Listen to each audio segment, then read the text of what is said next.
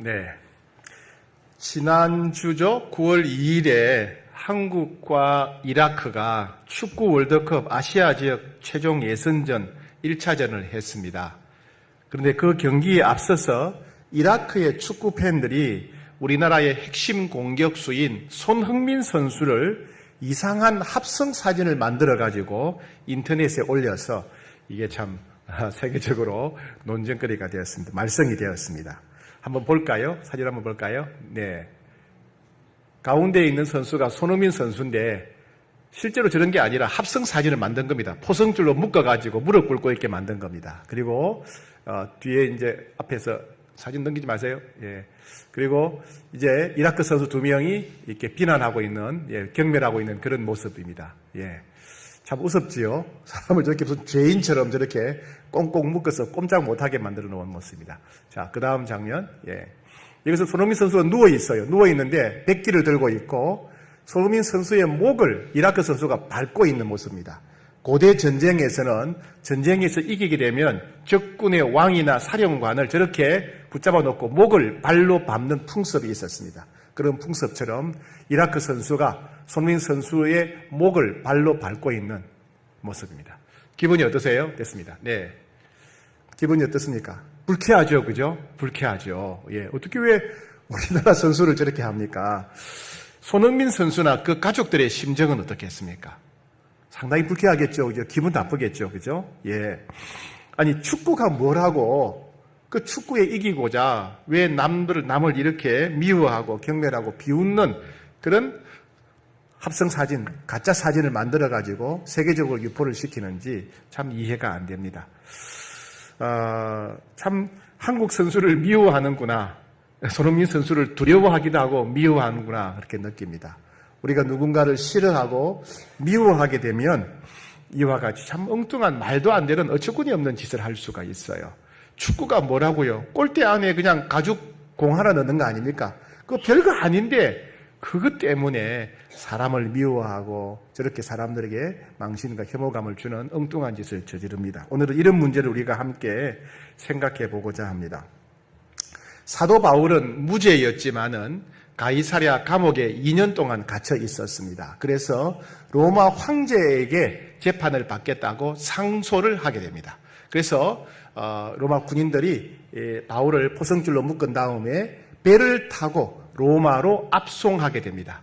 근데 그만 바울이 타고 가던 배가 지중해 한가운데서 유로굴라라고 하는 큰 태풍을 만납니다. 그 태풍에 14일 동안 그 태풍에 이들이 막 휩쓸리다가 14일 만에 멜리데라고 하는 어떤 섬에 도착하게 됩니다. 그리고 그 섬에서 3개월을 보냅니다. 3개월을 보내고 겨울이 다 지나가고 바람 부는 때가 지나가고 이제 다른 배를 타고 로마로 가게 되었습니다. 자, 오늘 본문 11절부터 13절까지 한번 같이 읽겠습니다. 시작. 석 달 후에 우리가 그 섬에서 겨울을 난 알렉산드리아 배를 타고 떠나니 그 배의 머리 장식은 디오스구로라. 수라구사에 대고 사흘을 있다가 거기서 둘러가서 레기온에 이르러 하루를 지낸 후 남풍이 일어나므로 이튿날 보디올에 이르러. 자, 제일 먼저 이제 멜리데에서 배가 출발합니다. 아시아의 곡물을 모아가지고 로마에 갖다 바치는 알렉산드리아라고 하는 배를 탔습니다. 수라구사에 먼저 도착하죠. 이 수라구사는 이탈리아 남쪽에 있는 섬, 시칠리아 섬 있죠? 시칠리아 섬에 있는 항구 도시입니다. 자, 그 다음에 레기온에 도착합니다. 레기온은 이탈리아 반도 최남단에 있는 항구 도시입니다. 그 다음에 어디로 갑니까? 보디올로 갑니다. 이 보디올은 이제 이 알렉산드리아 배가 도착하는 최종 종착지 항구입니다. 여기서 모든 짐을 내리게 되고 이제 바울과 그 일행도 여기에 내리게 됩니다. 이 보디올은 여러분 나폴리라는 도시는 얘기 들어보셨죠? 이탈리아의 나폴리라는 항구 도시인데 세계에서 가장 아름다운 항구 도시 중에 하나라고 그럽니다. 이 나폴리 해변의 오른쪽 끝, 북쪽 끝이 바로 이 볼디올입니다. 보디올. 그러니까 나폴리에 소속되어 있는 거죠. 나중에 혹시 여러분 이탈리아 나폴리에 관광을 가시거들랑 나폴리 항구의 아름다움에만 빠지지 말고 저 오른쪽 끝에 저기가 사도 바울이 도착했던 곳이구나. 그것도 기억하시면 좋겠습니다. 자, 그런데 이 보디올에서부터는 이제 로마까지 걸어가야 되는데 거리가 얼마냐 하면 약 220km입니다. 220km. 보통 사람이 하루에 한 시간에 3시간 3km 정도 걷는다 그래요. 3km 그러면 하루에 한 30km 걷습니다. 그러면 220km면 한 일주일 정도, 7일 정도 걸리는 그런 거리입니다. 자, 그런데 이 보디올에 도착했을 때 아주 놀라운 일이 하나 발생합니다. 14절 시작. 거기서 형제들을 만나 그들의 청함을 받아 이레를 함께 머무니라. 그래서 우리는 이와 같이 로마로 가니라. 보디올에 도착했는데 보디올에 사는 형제들, 예수 믿는 형제들이 바울을 초대하게 되는 거예요. 바울을 초대합니다. 그런데 바울은 죄수의 몸으로 묶여 있으니까 혼자만 데려갈 수 없잖아요. 그래서 바울과 다른 죄수들과 그들을 데려가는 로마 군인들까지 함께 자기 집으로 초청해서 그리고 극진히 일주일 동안 대접을 했다는 이야기입니다. 일주일 동안 바울과 다른 죄수들과 로마 군인들에게 숙식을 제공하면서 극진히 대접했습니다. 처음 출발할 때 시돈에서도 그런 일이 있었지요. 그죠? 시돈에서 형제들이 바울을 극진히 일주일 동안 대접한 적이 있습니다. 자, 그 다음에 또 이상한 일이 벌어집니다. 15절입니다. 그곳 형제들이 우리 소식을 듣고 아비오 광장과 트레이스 타베르네까지 맞으러 오니 바울이 그들을 보고 하나님께 감사하고 담대한 마음을 얻으니라. 자, 그곳은 로마입니다. 자, 바울 일행이 보디올에서 출발해서 이제 로마를 향해서 걸어갑니다. 걸어가는데 한 닷새쯤 지났을 때 로마에 있는 그리스도인 형제들이 바울을 맞이하러 온 거예요. 어디까지 오느냐? 거기가 아비오 광장인데 아비오 광장은 로마에서 거리가 65km입니다. 그러면 무려 이틀 동안 걸어서 죄수로 끌려오는 바울을 맞이하러 내려온 거예요. 참 대단한 일이지요. 그죠? 로마에서 기다려도 될 텐데 로마에서 이틀이나 걸어서 아비오까지 내려와가지고 바울을 맞이했어요. 좀 더 가다 보니까 트레이스 타베르네라는 곳이 있는데 거기 가니까 또 다른 그리스도인들이 로마에서 또 내려온 거예요. 그들도 거기가 한 50km 떨어진 곳이니까 역시 한 이틀 정도 걸어서 내려와서 바울을 맞이한 거예요. 여러분 참 이상하지 않습니까? 보디올에 내렸을 때는 보디올에 있는 믿음의 형제들이 바울과 일행을 초대해서 일주일 동안 숙식을 제공하면서 대접을 하고 그리고 로마를 향해서 갑니다. 한 닷새쯤 걸어갔더니 아비오로 가는 곳에 가니까 로마에 있는 형제들이 이틀 동안 걸어서 바울을 맞이하러 온 거예요. 그리고 조금 더 가니까 또 트레이스 타베르네라는 곳에 가니까 또 형제들이 이틀 동안 걸어서 바울을 맞이하러 온 거 아닙니까? 이게 참 이상한 일이에요. 왜 이상한 일일까요? 여러분, 우리나라 속담이지만은 전 세계 사람들이 다 공감하는 말이 하나 있어요. 여러분도 아마 아실걸요? 대감집에 개가 죽었을 때는 문상을 가지만 대감이 죽었을 때는 문상을 간다 안 간다? 안 간다. 다 아시네요. 그죠? 대감집에 개가 죽었을 때는 문상 가는데 대감이 죽으면 문상 안 간답니다. 왜요? 대감이 살아있을 때는 개가 죽으면 대감의 환심을 사기 위해서 문상 가지만은 대감이 죽었을 때는 잘 보일 필요가 없으니까 문상을 안 간다는 말이죠. 권력이 있을 때는 아첨을 하지만은 권력이 없으면 돌아보지 않는 세상 민심을 비유한 말입니다. 만약 바울이 로마 황제한테 무슨 총독이라든가 천부장이라든가 이런 높은 자리에 임명장을 받으러 가는 길이라면 그때는 사람들이 바울과 함께 가고 바울을 대접하고 바울을 환영하고 그랬을 거예요. 그죠? 왜요?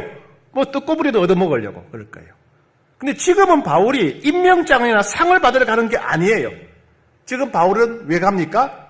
로마 황제한테 재판을 받으러 가는 길이에요. 포성줄에 묶여가지고 군인들에 의해서 끌려서 재판받으러 가는 길이란 말이죠. 이전에 바울을 알았더라도 이제는 모르는 척 할 수 있는 거예요. 왜? 부끄러우니까, 위험하니까. 그죠? 예. 바울은 로마를 한 번도 방문한 적이 없어요. 그렇다면 이들은 바울이 전혀 알지 못하는 사람이었을 것입니다. 보디올에서 바울을 초청했던 사람들이나 로마에서 이틀 걸려서 바울을 맞이하러 왔던 두 팀이나 다 바울이 전혀 알지 못하는 사람들이었어요. 이들은 왜 알지도 못하는 바울을 그렇게 극진히 대접하고 바울을 맞이하러 이틀 걸어서 내려왔을까요? 왜 그랬을까요? 이것은 예수님의 말씀 때문이에요. 요한복음 13장 34절에서 예수님이 이렇게 말씀하셨습니다. 새 계명을 너희에게 주노니 서로 사랑하라. 내가 너희를 사랑한 것 같이 너희도 서로 사랑하라. 이 말씀입니다. 그래서 아마 보디올에서나 또 아비오 광장에서나 바울을 만난 형제들은 이렇게 말했을 것입니다. 바울 형제님, 저희들을 처음 만나시겠지만 저희들은 바울 형제님과 같은 예수님의 피로 하나가 된 사람들입니다. 우리는 하나님을 아버지로 모시는 가족이요, 형제들입니다. 우리 안에 계시면 역사하시는 성령님께서 바울 형제님을 보호하실 것이고 인도하실 것입니다. 이렇게 아마 위로했을 것입니다. 그러니 바울의 마음이 얼마나 위로가 되고 힘이 되었겠어요. 그죠? 가는 곳마다 예수 믿는 형제들이 자기를 기다리고 맞이하고 격려해주고 환영해주니 하나님이 이렇게 형제들을 통해서 나를 위로하시는구나. 그래서 어떻게 됩니까? 15절 뒤에 보니까 바울이 그들을 보고 하나님께 감사하고 담대한 마음을 얻으니라. 형제들의 교제를 통해서 하나님의 사랑을 느끼고 하나님의 돌보심을 느끼고 그래서 믿음의 용기를 갖게 되었다. 그 말입니다. 비록 쇠사슬에 묶여서 죄수의 몸으로 로마로 가고 있었지만은 바울의 마음은 평안했고 담대하게 변화되었을 것입니다. 주님은 오늘도 로마의 형제들이 바울을 대접했던 것처럼 우리도 그렇게 서로 사랑해야 된다. 이렇게 말씀하십니다. 내가 너희를 사랑한 것 같이 너희도 서로 사랑해야 된다. 이렇게 말씀하십니다. 예수님이 제자들과 함께 마지막 만찬을 하셨을 때 마지막 밤이었습니다. 이 땅에서 예수님께서 제자들과 마지막 밤을 같이 보내셨을 때입니다. 식사 도중에 가룟 유다는 예수님을 고발하기 위해서 중간에 빠져나갔습니다.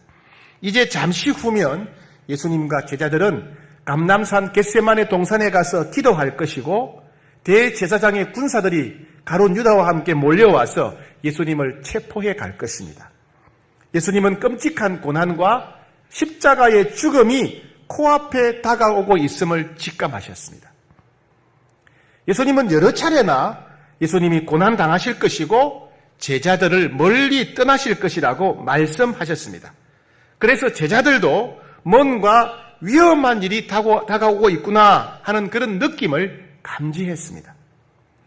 걱정스럽게 예수님을 바라보는 제자들을 향해서 예수님은 이렇게 말씀하셨습니다. 새 계명을 너희에게 주노니 서로 사랑하라. 내가 너희를 사랑한 것 같이 너희도 서로 사랑하라. 요한복음에서 사랑하라는 말씀은 총 56번 언급되어 있습니다. 요한복음에만 서로 사랑하라는 명령이 56번입니다. 그 중에 56번 가운데 예수님의 마지막 고별 설교인 13장 이후에만 44번이나 나옵니다. 그러니까 예수님의 유언적 고별 설교의 제일 중요한 내용이 뭐다? 서로 사랑하라. 예수님은 십자가를 향해 마지막 걸음을 걸어가시면서 제자들에게 유언과 같은 말씀, 새 계명을 너희에게 주노니 서로 사랑하라. 내가 너희를 사랑한 것 같이 서로 사랑하라. 이렇게 말씀하셨어요. 이 말씀은 예수님이 부활 후 성천하시고 홀로 남겨질 제자들이 명심해야 할 가장 중요한 말씀이었습니다. 언젠가 제자들을 천국으로 데려가기 위해서 다시 오실 때까지 제자들이 항상 힘쓰고 애쓰고 노력해야 할 것이 바로 이 말씀입니다. 새 계명을 너희에게 주노니 서로 사랑하라. 내가 너희를 사랑한 것 같이 너희도 서로 사랑하라 말씀입니다. 그렇다면 내가 너희를 사랑한 것 같이 서로 사랑하라고 하셨는데 내가 너희를 사랑한다는 것이 무엇일까? 예수님이 우리를 사랑하신 것처럼 이라고 하셨는데 그 사랑이 어떤 사랑일까요? 첫 번째, 예수님처럼 사랑한다는 것은 생명을 내어주기까지 사랑한다는 것입니다. 요한복음 15장 13절 예수님은 사람이 친구를 위하여 자기 목숨을 버리면 이보다 더 큰 사랑이 없다고 그랬습니다. 말로만, 입으로만, 설교로만 사랑한다는 것이 아니라 자신의 소중한 것을 내어주면서 사랑해야 진짜 사랑이다. 그런 말씀입니다. 시간이 필요한 사람에게는 시간을 주고 돈이 필요한 사람에게는 돈을 주고 내 체면, 내 자존심을 아끼지 않고 나누고 베푸는 것이 진짜 사랑이다. 그 말씀이죠. 두 번째, 예수님처럼 사랑한다는 것은 죄인일지라도 내게 아무런 유익이 없는 사람일지라도 사랑하는 것, 그것이 예수님처럼 사랑하는 것입니다. 로마서 5장 8절에 우리가 아직 죄인 되었을 때에 그리스도께서 우리를 위하여 죽으심으로 하나님께서 우리에 대한 자기의 사랑을 확정하셨다. 우리가 죄인 되었을 때에, 우리가 하나님을 알지 못했을 때 하나님이 우리를 먼저 사랑하셨다. 우리가 하나님을 떠나서 죄를 짓고 있을 때 그때도 하나님이 우리를 먼저 사랑하셨다. 우리가 하나님을 믿은 다음에도 계속해서 죄를 지어도 하나님은 변함없이 우리를 사랑하신다. 그래서 예수님처럼 사랑한다는 것은 나와 입장이 전혀 다른 사람이라 할지라도 사랑하는 것입니다. 부족하고 미성숙한 사람이라 할지라도 사랑하는 것입니다. 내게 서운함을 안겨주고 나를 실망시키는 사람이라 할지라도, 심지어 나를 비난하고 욕하는 사람, 나쁜 사람이라 할지라도 계속해서 사랑하는 것, 그것이 예수님이 우리를 사랑하신 사랑입니다. 세 번째, 예수님처럼 사랑한다는 것은 끝까지 사랑하는 것입니다. 요한복음 13장 1절에 보니까 6월절 전에 예수께서 자기가 세상을 떠나 아버지께로 돌아가실 때가 이른 줄 아시고 세상에 있는 자기 사람들을 사랑하시되 끝까지 사랑하시니라. 우리는 어떻게 합니까? 나도 할 만큼 했다. 나도 참을 만큼 참았다. 내가 이만큼 참았으면 됐다. 아니, 내가 이것까지 사랑해야 돼? 내가 이런 사람을 어떻게 더 사랑할 수 있겠어? 이렇게 세상 사람들은 말합니다. 그러나 우리는 포기하지 않고 끝까지 사랑해야 됩니다.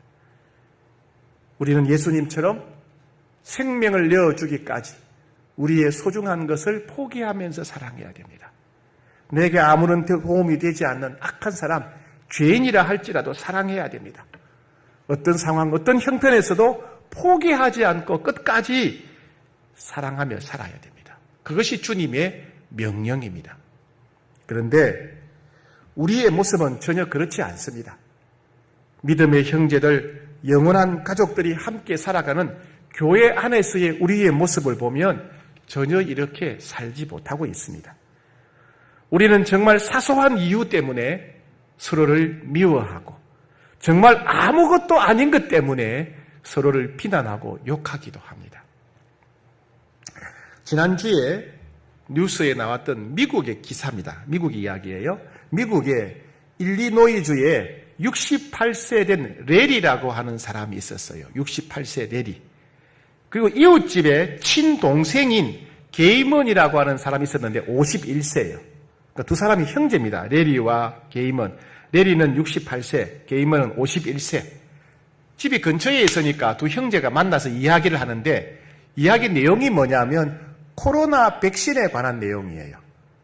뭐 코로나 백신을 맞아야 되는지 안 맞아야 되는지, 뭐 화이자가 좋은지 모더나가 좋은지, 뭐 후유증이 어떻게, 하여튼 그런 얘기를 했던 모양이에요. 자세한 내용은 모르겠고 코로나 바이러스에 관한 이야기를 하다가 싸움이 난 거예요.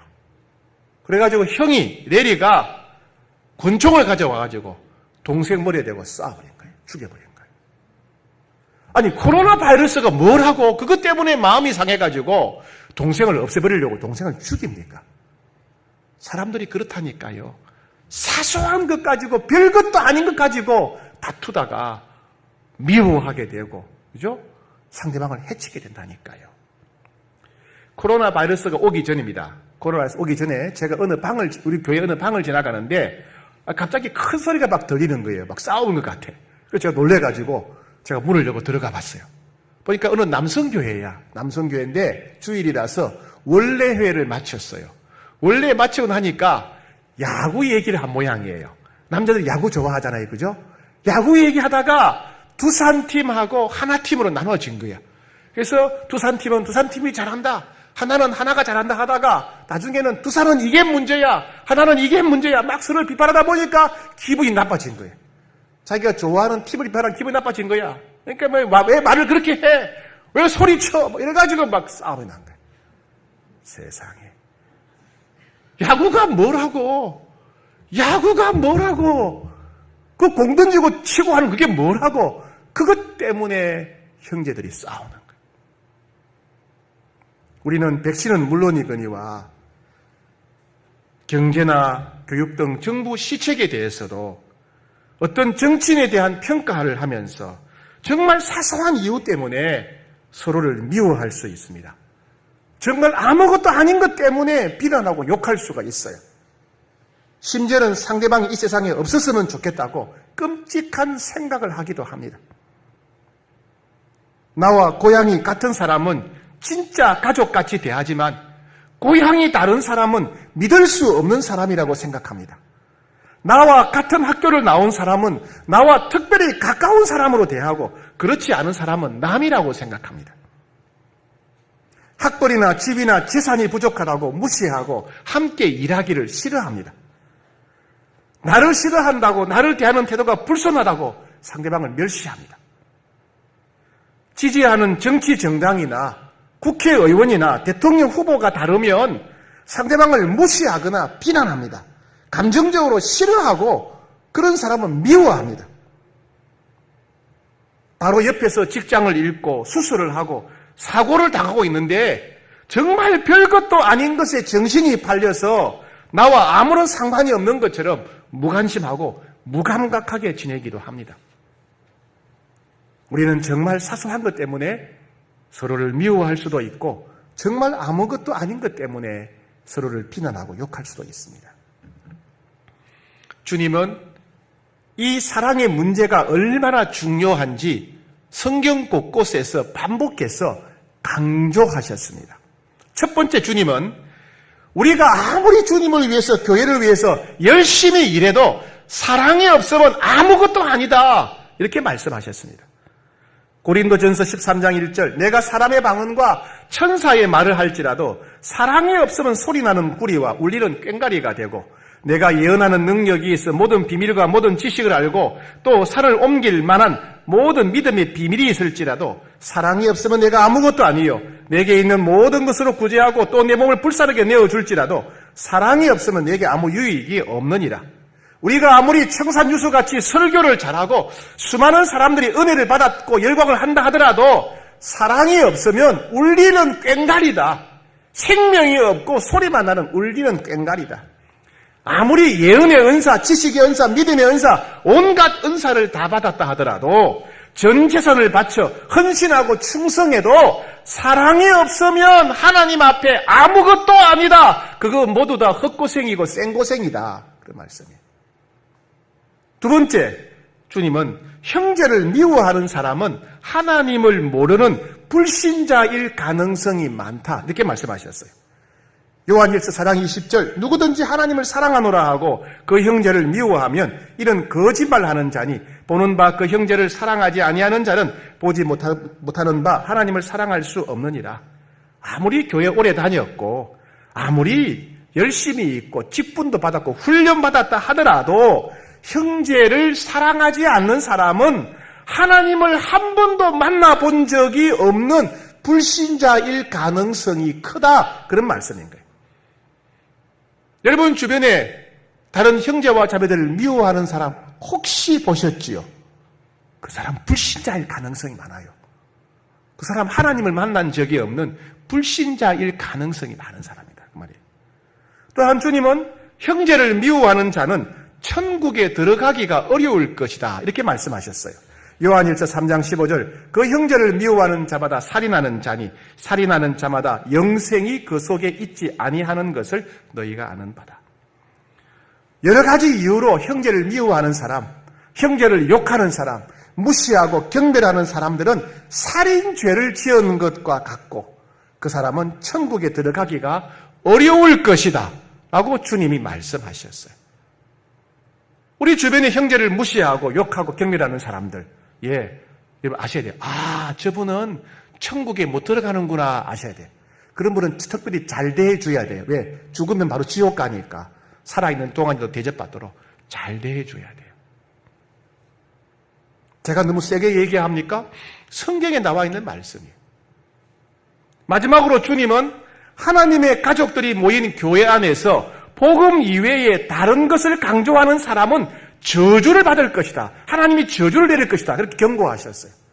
지난주에 우리 큐티 하셨죠? 지난주 큐티 본문이 갈라디아서였습니다. 갈라디아서 1장 8절에 보니까 그러나 우리나 혹은 하늘로부터 온 천사라도 우리가 너희에게 전한 복음 외에 다른 복음을 전하면 저주를 받을지어다. 바울은 예수 그리스도의 복음 이외에 할례나 율법이나 절개를 강조하는 것은 다른 복음이니 저주를 받을 것이다. 이렇게 경고했습니다. 오늘날도 예수 그리스도의 보혈로 하나 된 교회 안에서 특정한 정당을 강조하거나 고향이나 학교를 중심으로 사람들을 차별한다든지 끼리끼리 모여서 평가름하는 사람들에게 하나님의 저주가 임할 것이다라는 그런 말씀이에요. 이런 사람들은 예수님을 부인하는 자고 믿음을 배반한 자들이기 때문에 천국에 들어갈 수 없다는 말씀입니다. 성경을 하나님의 말씀이라고 믿는다면 성경대로 살아야 됩니다. 성경대로 살지 않는 사람들은 하나님의 말씀을 멸시하는 사람들입니다. 예수님을 주인이요 구세주라고 믿는다면 예수님의 말씀대로 순종해야 됩니다. 예수님의 말씀을 무시하는 사람들은 예수님을 주인과 구세주로 믿지 않는다는 이야기입니다. 코로나 바이러스가 위기라고는 하지만은 어쩌면 진짜 우리의 위기는 우리가 하나님의 말씀인 성경대로 살지 않는 것이 진짜 위기입니다. 경제적 위기, 건강의 위기보다 더 심각한 인생의 위기는 예수님의 마음과 뜻을 전혀 알지 못하고 살아가는 것, 이것이 진짜 심각한 위기입니다. 그럼 우리는 어떻게 살아야 되겠습니까?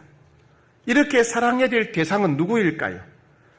사도 요한은 이렇게 강조했습니다. 요한 1서 4장 11절에서 사랑하는 자들아 하나님이 이같이 우리를 사랑하셨은즉 우리도 서로 사랑하는 것이 마땅하도다. 서로 사랑하라는 예수님의 계명의 직접적인 대상은 제자들이었습니다. 너희가 서로 사랑하라고 하셨으니까. 이런 사랑은 예수님을 믿는 형제 자매들을 향한 사랑입니다. 예수님의 보혈로 하나 된 지체들을 향한 사랑입니다. 하나님을 아버지라고 부르는 영원한 가족들을 향한 사랑입니다. 상대방이 예수님을 믿는 사람이라면, 예수님의 보혈로 용서받은 사람이라면, 하나님을 아버지라고 부르는 영원한 가족이라면 우리는 예수님이 우리를 사랑하신 것처럼 그들을 사랑해야 됩니다. 즉 주님이 우리를 사랑하신 것처럼 우리가 사랑해야 될 사람은 가장 가까이에 있는 성도, 믿음의 가족들입니다. 이제 사랑방 모임이 시작됩니다. 여러분, 사랑방 식구들을 그렇게 사랑해야 됩니다. 우리가 섬기는 교사회, 찬양대, 찬양단에서 그렇게 사랑해야 됩니다. 내가 같이 섬기는 분들, 홍익교회 성도들을 사랑해야 됩니다. 그럼 구체적으로 어떻게 사랑해야 될까요? 첫 번째, 우리는 서로의 다양성을 인정해야 됩니다. 여러분, 우리는 성경에 기록된 진리, 복음의 진리는 절대로 양보하거나 타협할 수 없습니다. 그러나 성경에 기록되지 않은 문제, 하나님의 뜻과는 상관이 없는 문제에 대해서는 서로의 입장을 우리는 존중해야 됩니다. 우리가 좋아하는 게 다 다릅니다. 음식을 먹더라도 어떤 사람들은 뜨거운 거 좋아하고 어떤 사람은 찬 거 좋아합니다.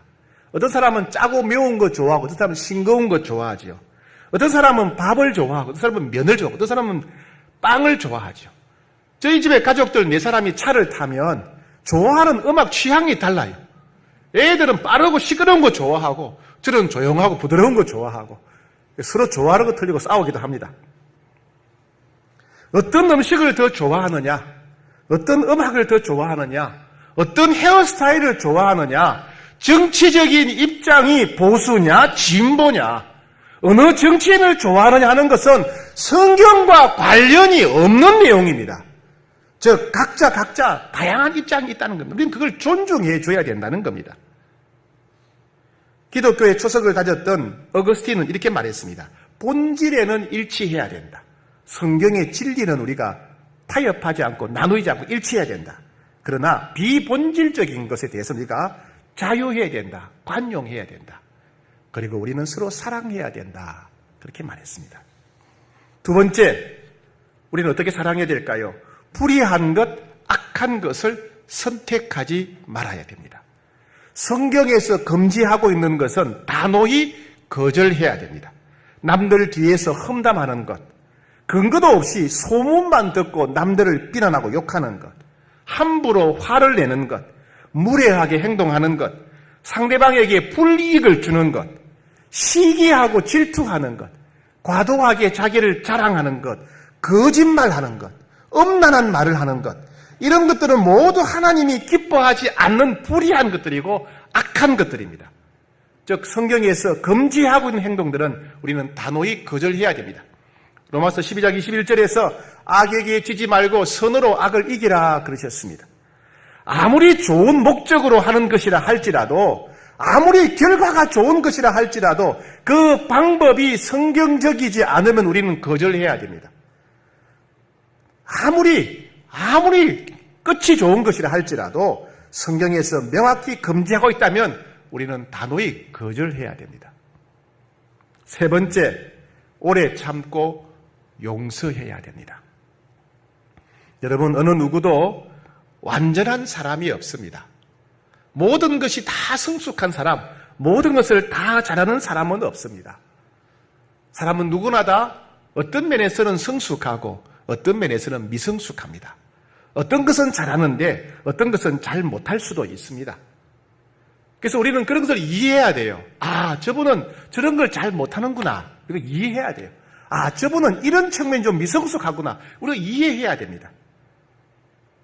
서로 부족한 점, 미성숙한 점을 품어줘야 됩니다. 참아야 된다는 말입니다. 한두 번 참는다고 해서 상대방이 금방 성숙해지는 게 아니에요. 내가 한두 번 받아준다고 해서 상대방이 금방 변화되는 것이 아닙니다. 사람이 바뀌려면 오랜 시간이 필요합니다. 그렇다면 우리는 오래 참고 또 참아야 된다는 이야기입니다.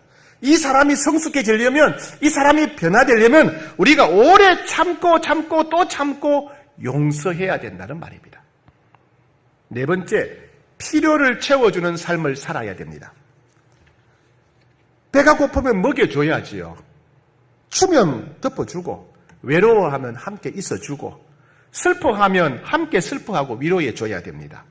아프다고 하면 가서 돌봐주고 도와줘야 되죠. 걱정거리가 있으면 들어주고 기도해줘야 됩니다.